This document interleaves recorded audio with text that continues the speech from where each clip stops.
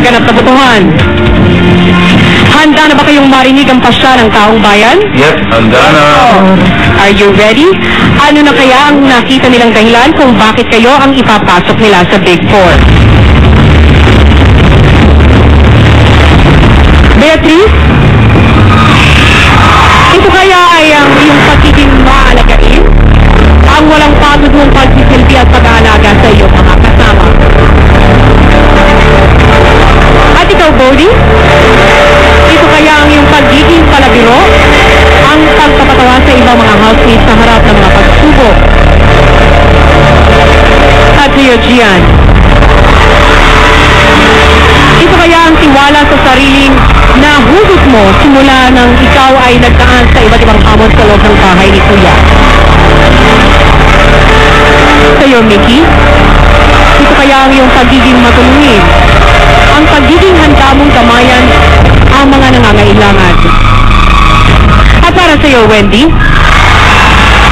Ito kaya ang iyong tapang at kawalang takot ipakita ang totoo mong nararamdaman at ang tunay mong saloobin?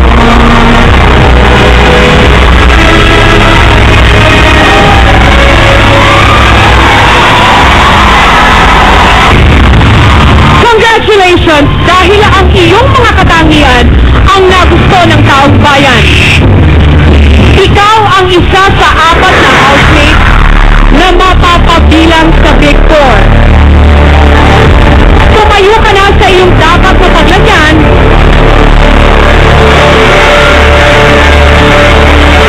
Congratulations, Gian!